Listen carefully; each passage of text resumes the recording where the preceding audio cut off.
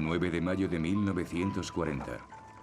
Un pequeño pueblo francés, con pequeños niños franceses. Un pueblo en las Ardenas, no muy lejos de Alemania, que está en guerra con Francia. Pero las cosas han estado tranquilas, hasta ahora. Así que los niños siguen alineando prolijamente sus zuecos y su maestra dice: hoy aprenderemos una bonita canción que nos devuelva la paz. Giran, giran, giran las marionetas. Será su última clase.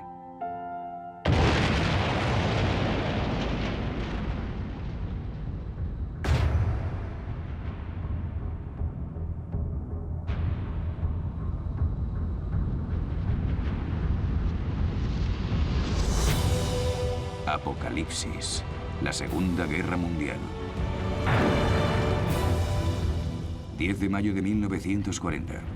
A las 5:35 de la mañana, los alemanes lanzan su ofensiva. Derrota aplastante.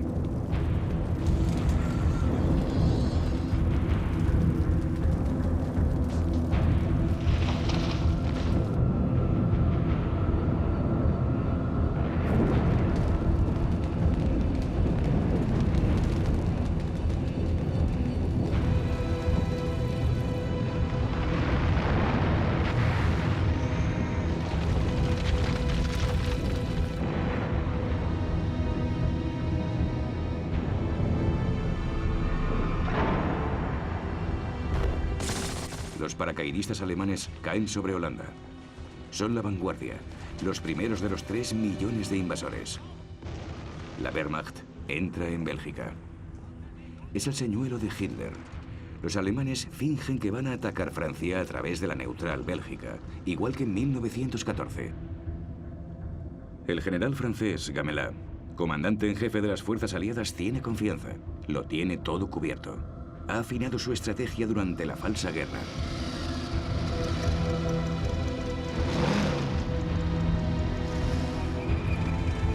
Gamelin moviliza sus mejores divisiones motorizadas, la élite del ejército francés, en Bélgica, junto con toda la fuerza expedicionaria británica.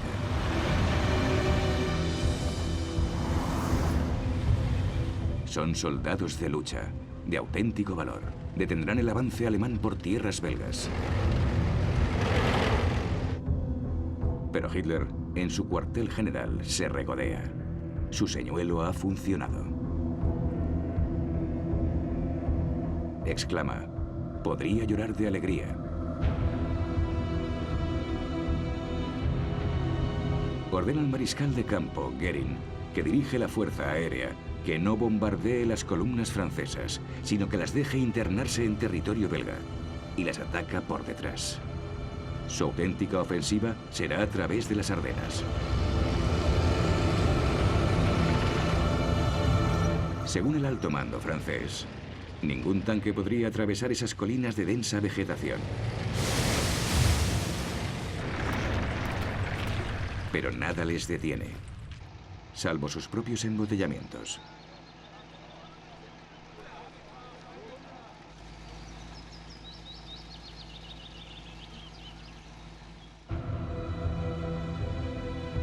Mientras tanto, en Holanda y Bélgica, la gente que tiene coche es la primera en huir.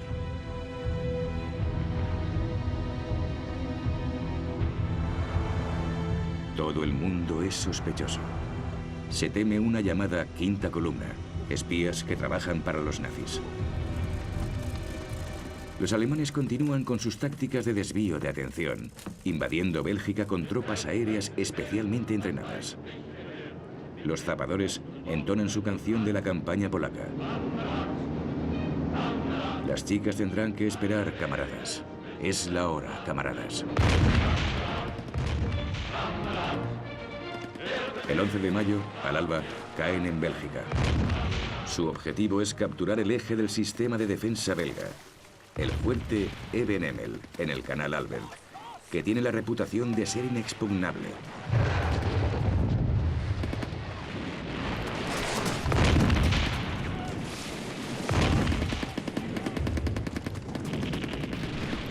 Un intrépido soldado alemán se iza hasta la parte superior de una torreta con una carga explosiva.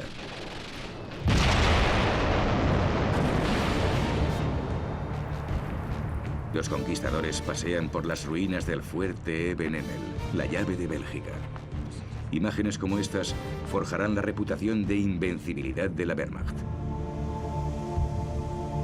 Tras la caída del fuerte, la gente corre a coger los últimos trenes a París.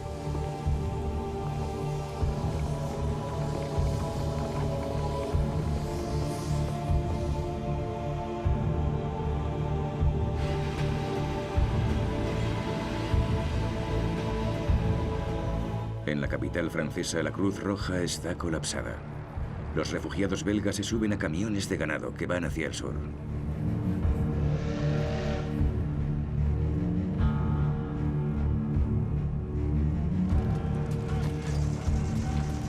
Cuando los alemanes entran en Lieja, el pánico crece y se extiende.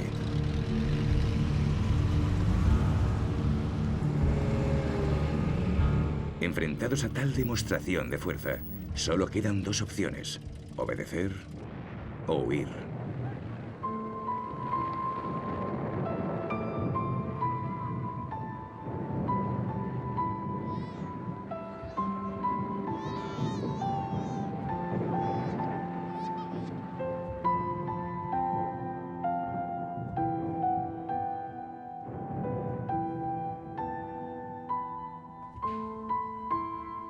Muchos de los refugiados son personas del campo.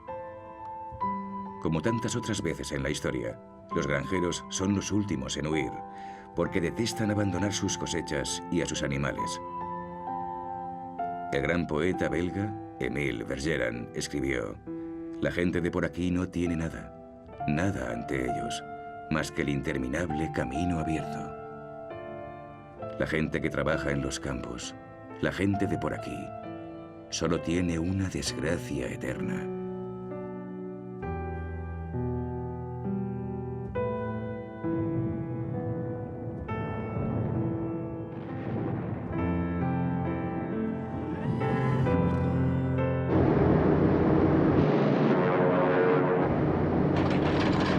Los alemanes lanzan su ofensiva aérea. Destruyen cruces estratégicos, campos aéreos, refinerías y puntos de suministro de combustible.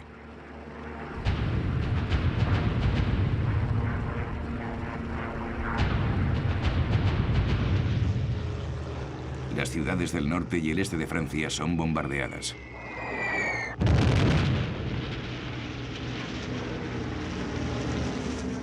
Los franceses se enfrentan ahora a la realidad de la guerra moderna.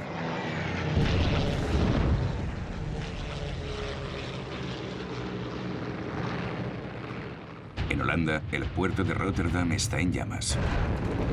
Es el resultado de un bombardeo alemán como el de Varsovia. Pero estas bombas se han lanzado sobre la ciudad después de que ésta se haya rendido. Otro de los crímenes de guerra de Hitler. En Londres, el nuevo primer ministro es Winston Churchill.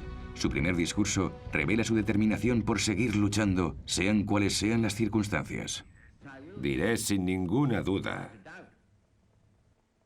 que el destino de Holanda y Bélgica, igual que el de Polonia, Checoslovaquia y Austria, se decidirá gracias a la victoria del Imperio Británico y la República Francesa.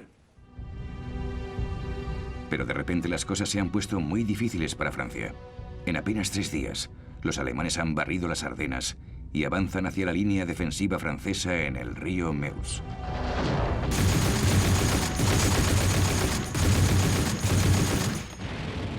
Cierran su círculo con un movimiento envolvente, buscando atrapar a las tropas aliadas desplazadas a Bélgica. La infantería alemana atropella a la francesa como si fuera de otro mundo. Con granadas de mano,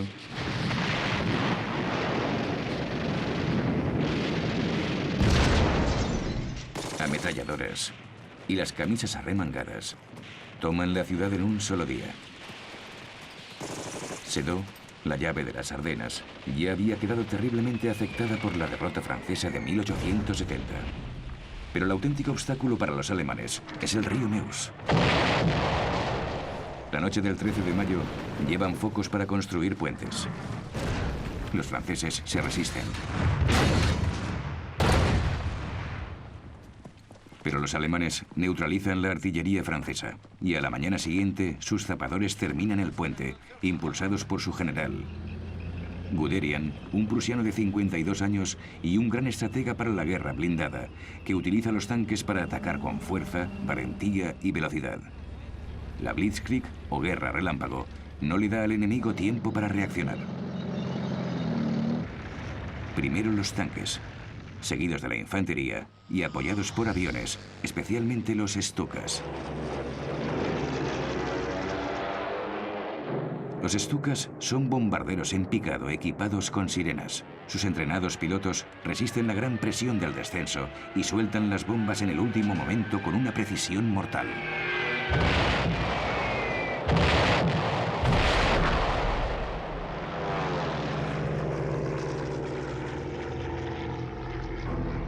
El primer ministro francés, Paul Reynaud, llama a Churchill alarmado. Nos han derrotado. Hemos perdido la batalla. Los generales franceses están perdidos y son incapaces de reaccionar ante la situación. Con las fuerzas aliadas entretenidas en Bélgica, ¿cómo van a evitar el avance de los alemanes?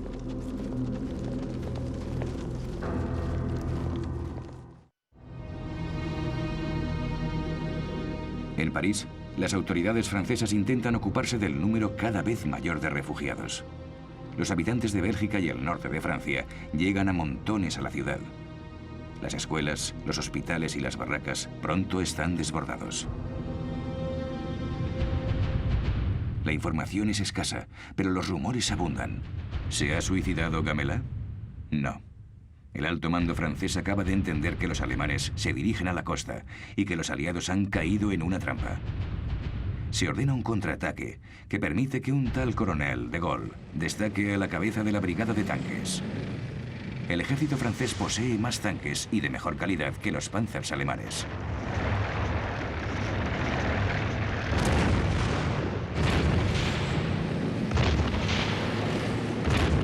Pero sin refuerzos o apoyo aéreo, los tanques franceses son presas fáciles para los Stukas.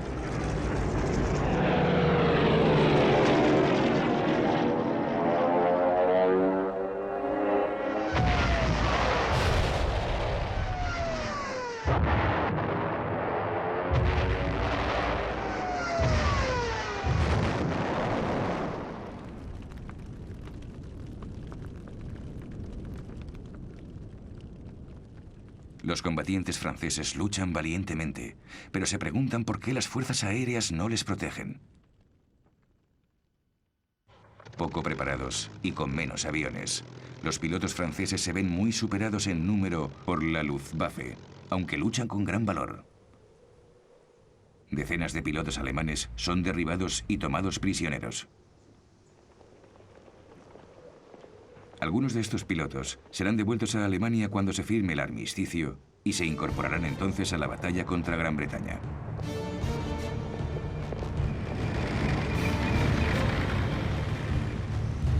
Los tanques alemanes se mueven rápidamente a través de los pueblos y ciudades del norte de Francia.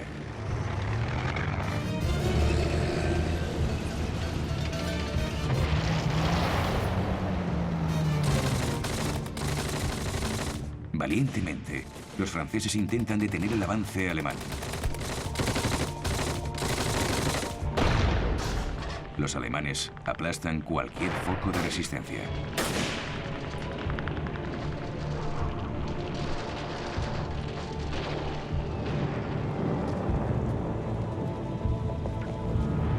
Los alemanes han llegado al Canal de la Mancha. La estrategia de Hitler del movimiento de Oz ha funcionado. La Fuerza Expedicionaria Británica, el ejército belga y las fuerzas armadas francesas están rodeados.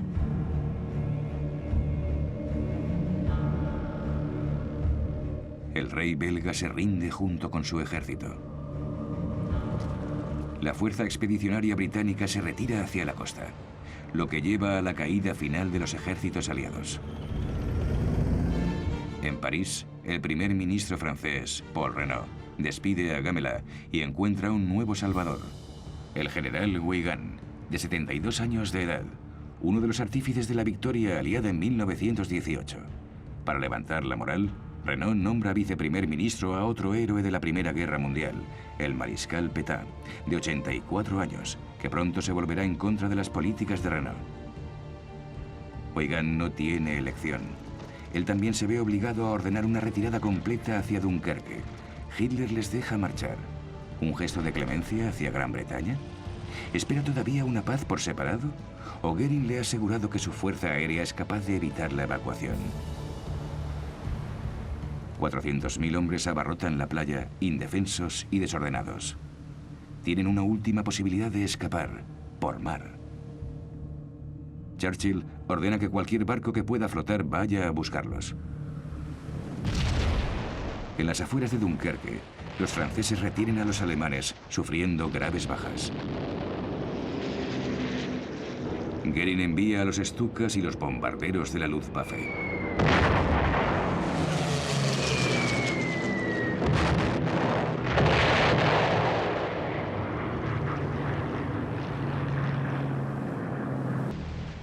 ...218.000 tropas británicas y 120.000 francesas son evacuadas con éxito.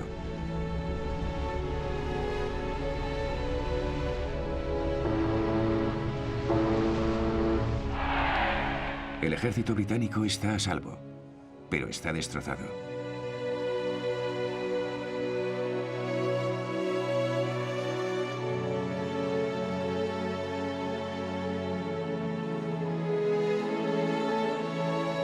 Los franceses volverán a Francia en un último intento por defender su país.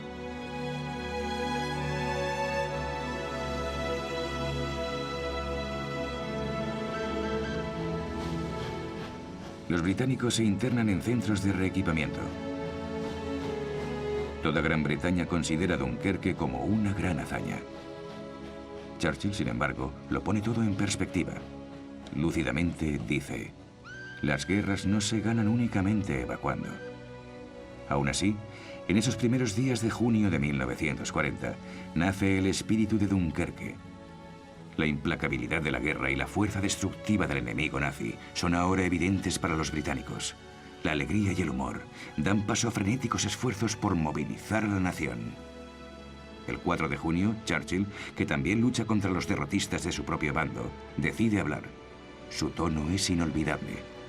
Lucharemos en las playas, en los lugares de desembarco, en los campos, en las calles y en las colinas. Nunca nos rendiremos.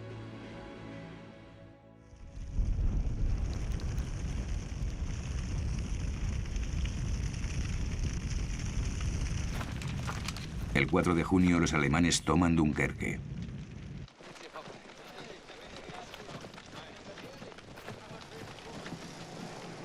Les espera un botín fabuloso, filmado profusamente por las unidades de propaganda de la Wehrmacht. Las fuerzas británicas han dejado prácticamente todo su equipo.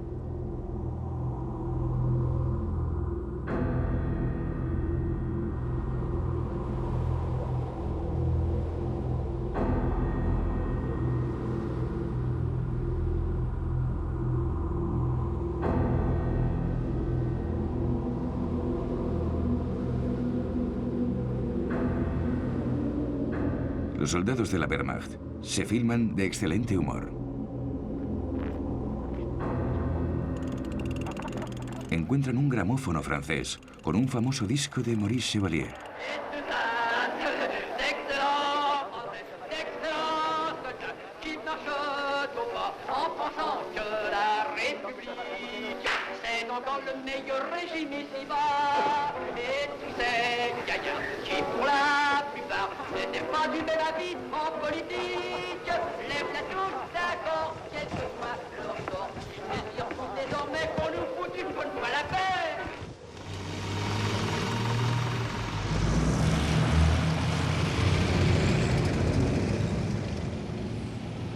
La ofensiva continúa. Francia se viene abajo.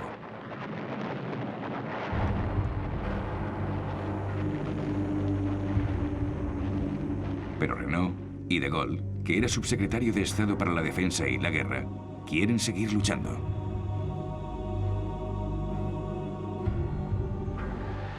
En Roma, el dictador italiano, Mussolini, il Duce,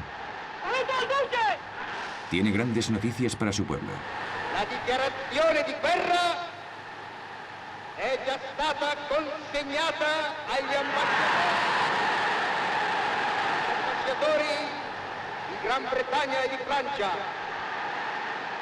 Mussolini espera quedarse con parte del botín. El Valle del Ródano, Marsella y el desarmamiento de Córcega y Túnez. Los franceses dicen, es una puñalada por la espalda. La ofensiva de Mussolini es interceptada por las divisiones alpinas francesas. Las tropas del general Rommel atacan Normandía y entran en Rouen.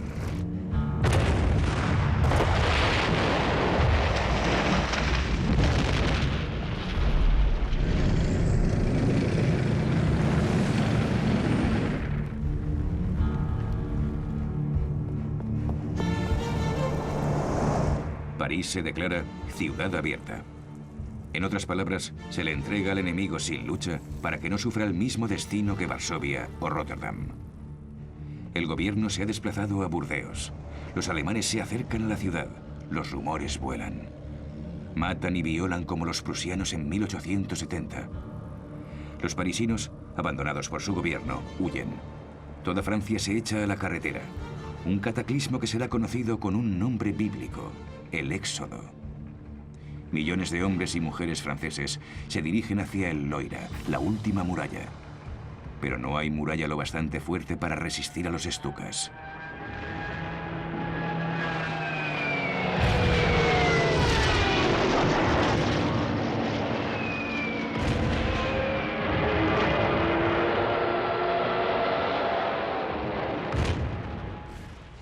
El 14 de junio de 1940, al alba, los alemanes entran en París.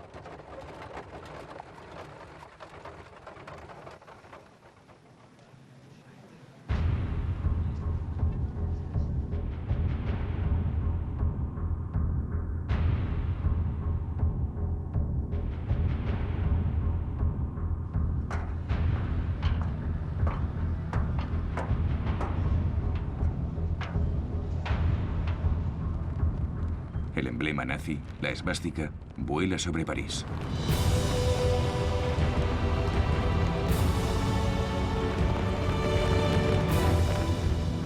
Una de las primeras acciones de los ocupantes alemanes es hacerse con todos los informes de los ministerios abandonados, listas de espías, de judíos, de francmasones e incluso la copia original del Tratado de Versalles, que tanto humilló a Alemania en 1919. Se envía inmediatamente a Hitler. El éxodo se ha detenido. Los puentes del Loira han sido destruidos. La única esperanza que queda es que la lucha cese. Pétain, en Burdeos, también quiere poner fin a las cosas.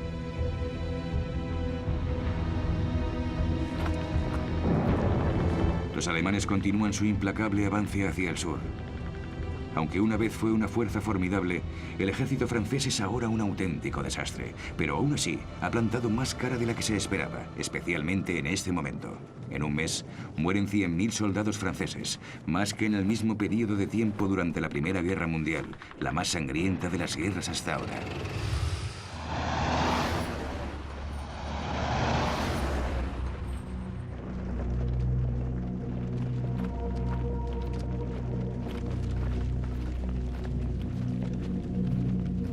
Un 1.850.000 soldados son tomados prisioneros, junto con 36.000 oficiales y 176 generales.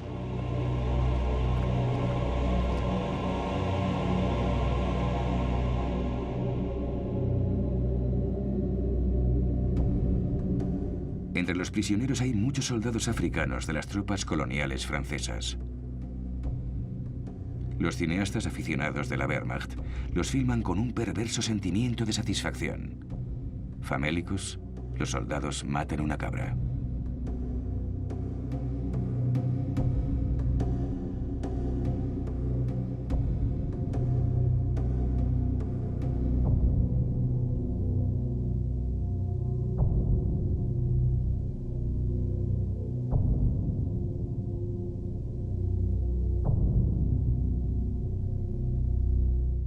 El metraje de propaganda alemán insiste en mostrar repetidos primeros planos de sus caras.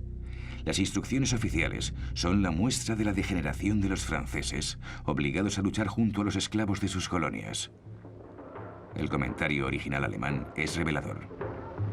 Vor wenigen Tagen noch erklärte Chamberlain einem Amerikaner gegenüber, dass England und seine Verbündeten sich als Treuhänder der Zivilisation im Kampfe gegen mittelalterliche Barbarei fühlten. Das sind also die Treuhänder der Kultur. 3.000 soldados y oficiales africanos del ejército francés serán ajusticiados y asesinados tras ser capturados. Tras 7 años de adoctrinamiento nazi, el racismo es común entre los soldados alemanes.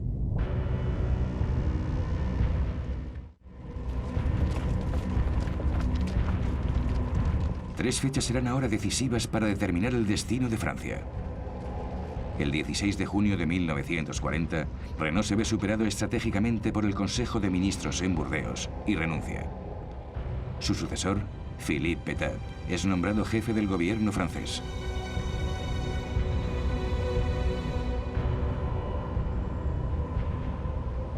Plaza de la Bastilla. Los que se han quedado en París escuchan al mariscal Pétain. El héroe de guerra de Verdún anuncia que busca un armisticio. Français, j'ai demandé à nos adversaires de mettre fin aux hostilités. J'ai pris cette décision dure au cœur d'un soldat, parce que la situation militaire l'imposait.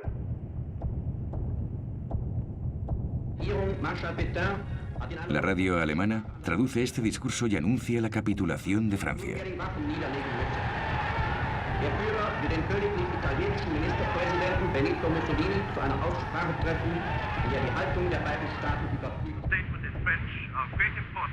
Algunos franceses consiguen sintonizar la BBC. El general de Gaulle ha llegado a Londres. El 18 de junio denuncia el armisticio. Unos días más tarde graba un nuevo discurso. Nous croyons que l'honneur des Français consiste à continuer la guerre aux côtés de leurs alliés.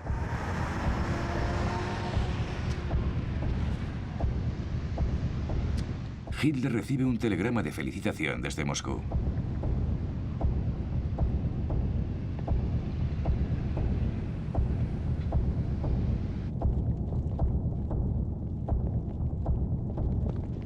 El 22 de junio de 1940, Hitler llega a Compiègne, cerca de París.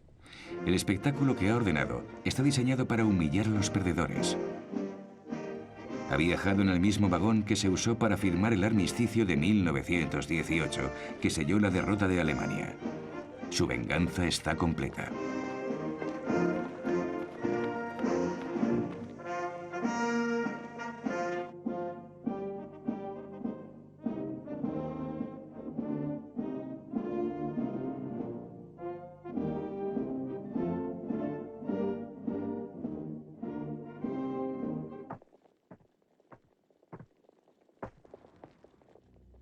La delegación francesa está encabezada por el general Hunziker.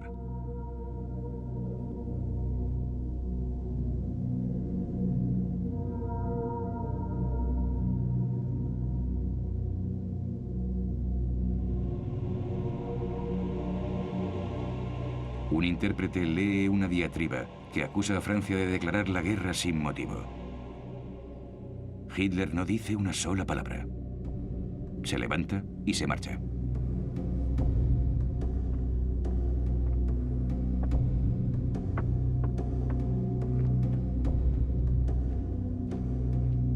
Los delegados franceses han sido informados de los términos del armisticio.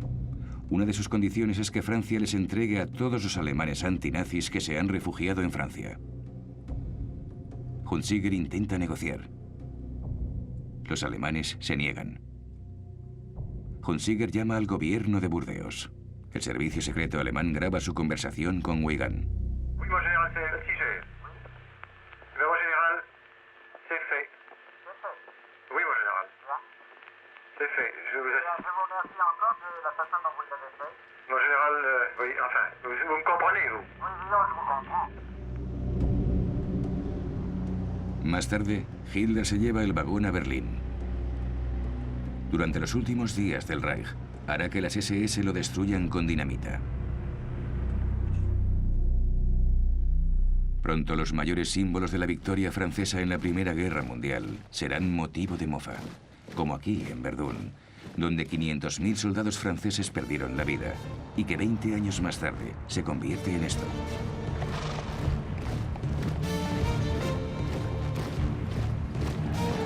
Hitler se burla de ellos mientras visita a sus hombres, que acaban de tomar la línea Maginot.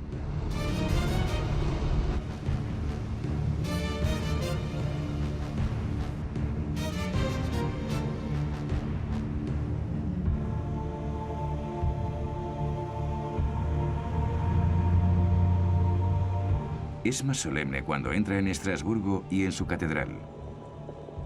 Alsace y Lorraine vuelven a ser alemanas, como prometió que pasaría.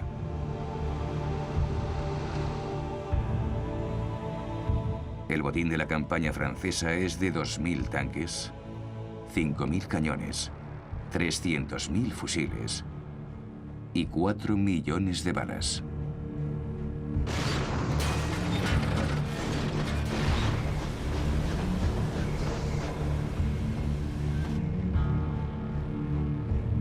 En un almacén del ejército, la Wehrmacht encuentra una reserva de calzoncillos largos para el ejército francés. Ropa caliente de lana que se guardará para futuras campañas.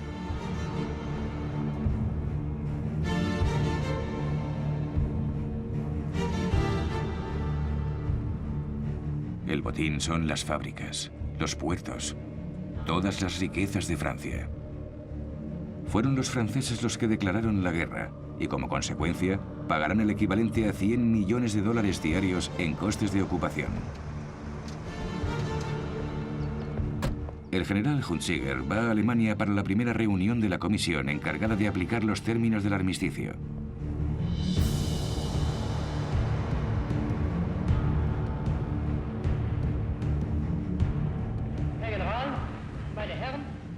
Para ahorrar tropas, Hitler decide que Francia conserve parte de su soberanía bajo un gobierno controlado por él y con un ejército limitado, desprovisto de armas pesadas, únicamente para mantener el orden.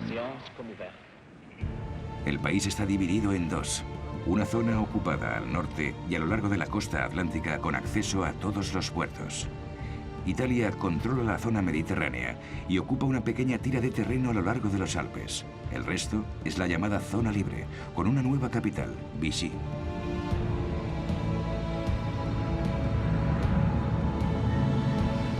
Esta ciudad balneario se ha elegido en parte por sus muchos hoteles. A principios de julio, el mariscal Pétain se muda a ellos junto con los ministros del gobierno. El ambiente es pésimo en todas partes.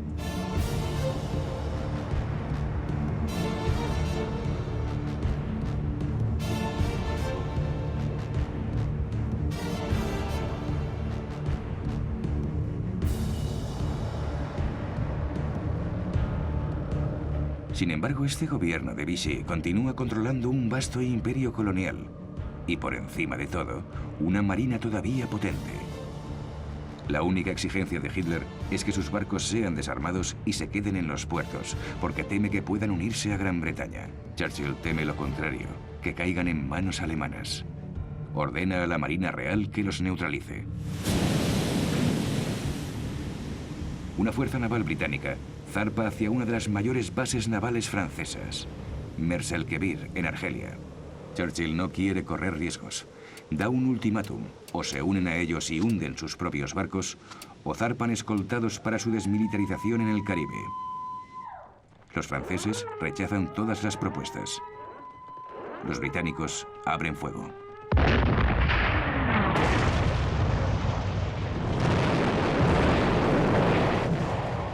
Dos acorazados franceses sufren daños graves y otro, el Bretaña, se hunde.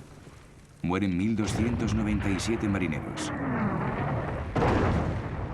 Churchill, que busca demostrarle a su pueblo, al mundo y por encima de todo a Estados Unidos lo decidido que está, ataca a su antiguo aliado, cuya flota podría haber ayudado a los alemanes a desembarcar en la costa británica. 2 días después del ataque, el gobierno de Vichy rompe las relaciones diplomáticas con Gran Bretaña.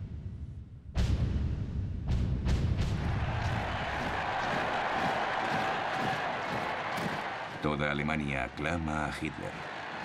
Su conquista relámpago de Francia cautiva a sus generales. Se ve a sí mismo como el mejor líder de guerra de todos los tiempos, al mismo nivel que Napoleón. Y como ocurriría con el emperador, nadie se atreve ya a contradecirle.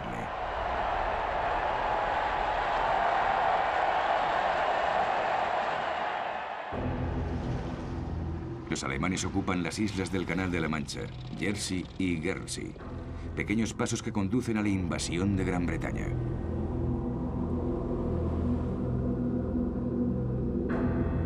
Los británicos se preparan para la invasión alemana, tomando medidas que pueden parecer triviales.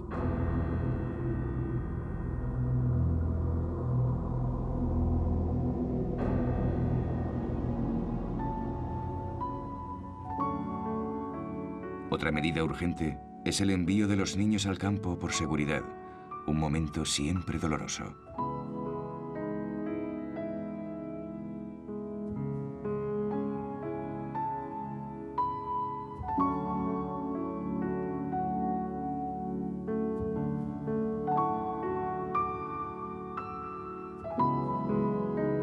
Sus hermanas mayores, sus madres y sus abuelas se unen al esfuerzo de la guerra.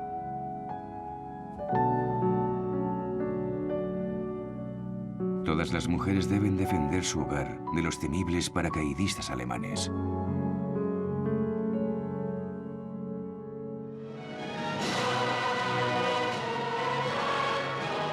Los hombres se alistan como voluntarios de defensa local para la Home Guard, la guardia local. Incluso los excombatientes de la Primera Guerra Mundial. Todos aquellos que están preparados se movilizan con la reforma del ejército rescatado en Dunkerque. Estados Unidos suministra fusiles, ametralladoras y baterías antiaéreas, y todo el mundo perfecciona su técnica.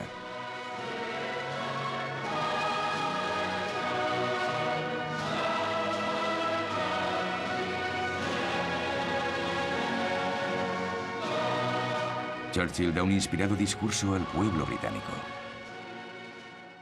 La batalla de Gran Bretaña está a punto de empezar. Preparémonos para cumplir con nuestro deber. Y sepamos que si el Imperio Británico y su Commonwealth duran 1000 años, los hombres seguirán diciendo: ese fue su mejor momento.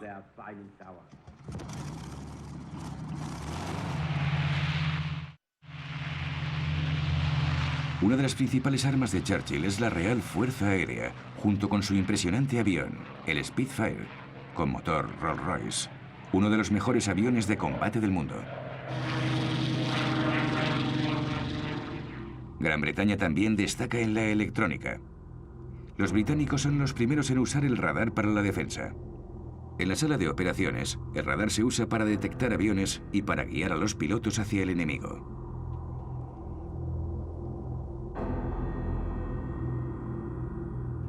Los pilotos de todo el Imperio Británico se unen a los que han podido escapar de sus países bajo ocupación alemana, o cuyos gobiernos están en el exilio en Londres: polacos, holandeses, checos. Y la primera Fuerza Libre Francesa, junto con De Gaulle. Muchos de los pilotos británicos son estudiantes de Oxford y Cambridge. Uno de ellos, Richard Hillary, escribirá más tarde: nos conocían como los chicos de pelo largo. Estábamos desilusionados y mimados. La prensa nos llamaba la generación perdida. Superficialmente éramos egoístas y egocéntricos. La guerra no pedía héroes, pero nos dio la oportunidad de demostrarnos a nosotros mismos y al mundo que, aunque fuésemos indisciplinados, estábamos a la altura de las juventudes dogmatizadas de Hitler.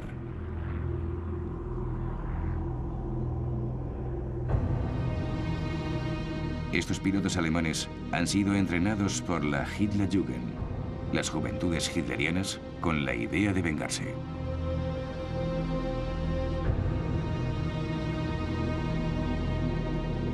Se sienten invencibles. Su líder, Göring, es una figura popular del régimen.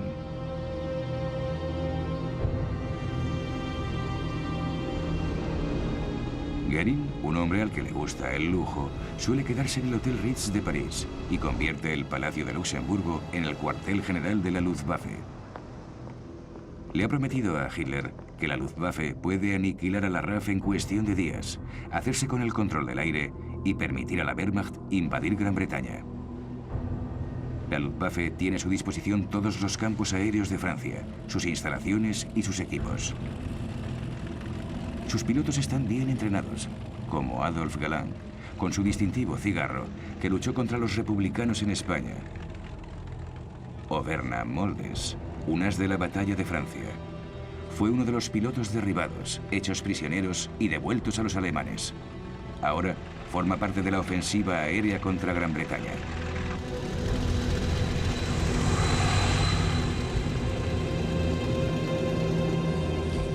Los alemanes despegarán desde estos campos de la Francia ocupada y atacarán los convoyes en el canal, y los puertos y los campos aéreos del sur de Inglaterra.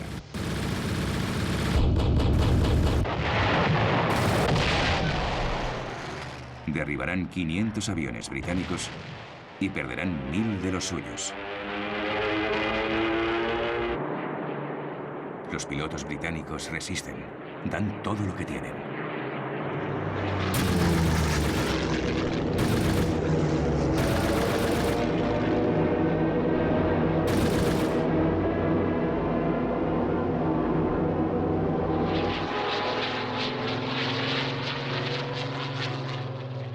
Churchill proclama: nunca en la historia de los conflictos humanos tantos le han debido tanto a tan pocos. Hitler decide posponer sus planes de invadir Gran Bretaña. Es su primer contratiempo. Sus tácticas se basan ahora en bombardeos nocturnos. Afirma: los británicos se rendirán cuando hayamos destruido sus ciudades. Los bombarderos alemanes atacan ciudades británicas como Coventry y Londres. Esto es el Blitz, los bombardeos diarios.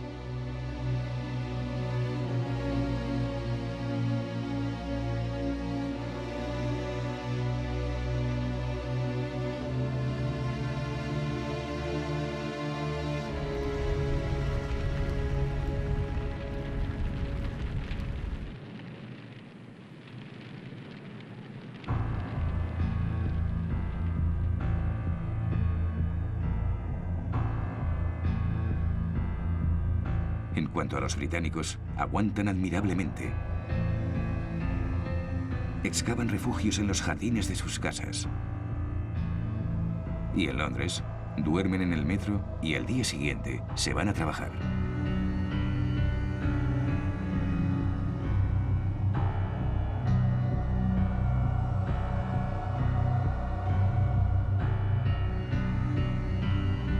No pierden la confianza ni el sentido del humor. Churchill les dice a los franceses: Ici, dans cette ville de Londres, le Herr Hitler prétend réduire en cendres. Nos gens tiennent bon.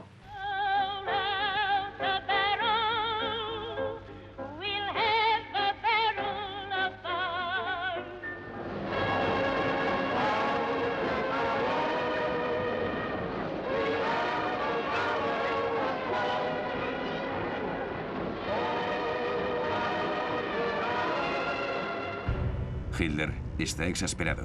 Más tarde llamará a Churchill borracho medio americano rodeado de judíos. A partir de ahora, siempre que sus planes se frustren, la tomará con los judíos.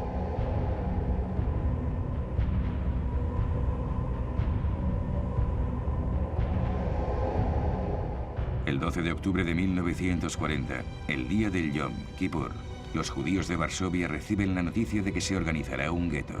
Se alza un muro de 3 metros de alto para encerrar a 500.000 judíos, hombres, mujeres, niños y ancianos, que sufrirán hambre, frío y pobreza.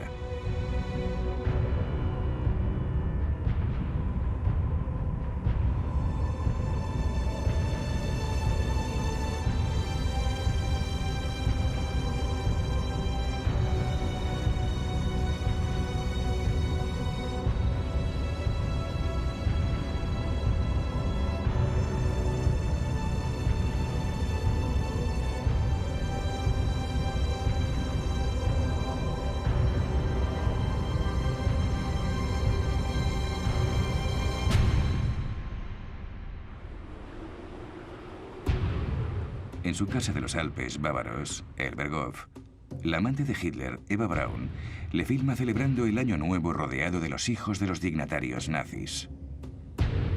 Tiene otro plan en la manga, otra apuesta arriesgada. Su misión es ahora conquistar más Lebensraum, espacio vital hacia el este. Se ha aliado con Stalin solo para poder atacarle mejor más tarde. Su fracaso en la conquista de Gran Bretaña le empuja a moverse rápidamente, antes de que Churchill consiga arrastrar a Estados Unidos a la guerra. Eso haría que el mundo estallara en llamas. Apocalipsis, la Segunda Guerra Mundial. Próximo capítulo, Conmoción.